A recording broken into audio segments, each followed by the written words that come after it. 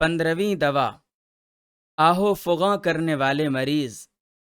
بیماری کی ظاہر صورت کو دیکھ کر آہ نہ کہو، بلکہ اس کے معنی کی طرف دیکھ کر کہو واہ۔ کیونکہ بیماری کا اگر کوئی اچھا معنی نہ ہوتا تو خالق رحیم اپنے محبوب ترین لوگوں کو بیماریوں میں مبتلا نہ کرتا۔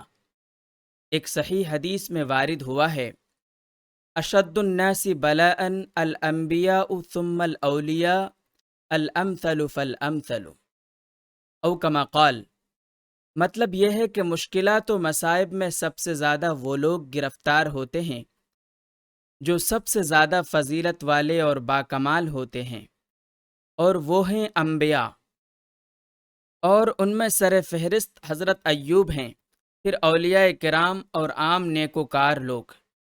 ان لوگوں نے بیماریوں کو اس نظر سے دیکھا کہ یہ عبادتیں اور رحمانی تحفے ہیں، چنانچہ انہوں نے صبر و شکر کا مظاہرہ کیا اور بیماریوں کو خالق رحیم کی طرف سے آنے والا عمل جراحی سمجھا۔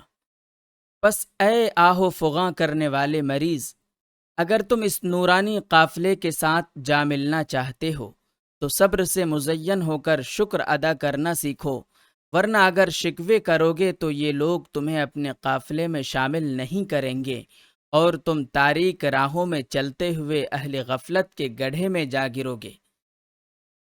جی ہاں، کچھ بیماریاں ایسی ہیں جو موت کے ساتھ ہی ختم ہوتی ہیں، لیکن معنوی شہادت کی طرح ولایت کے کسی نہ کسی درجے پر فائز کر جاتی ہیں۔ مثال کے طور پر ولادت کے عمل سے جنم لینے والی بیماریوں سے، پیٹ کے درد سے، جل کر اور طاعون سے وفات پانے والے معنوی شہادت کا درجہ حاصل کر لیتے ہیں۔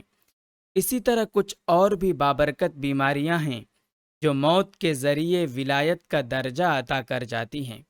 پھر یہ بھی ہے کہ بیماری دنیا کے عشق اور اس کے تعلقات میں کمی کر دیتی ہے، چنانچہ بیماری موت کے ذریعے اہل دنیا کے ناخوشگوار اور دردناک فراق کو ہلکا کر دیتی ہے، بلکہ کبھی اس فراق کو محبوب بنا دیتی ہے۔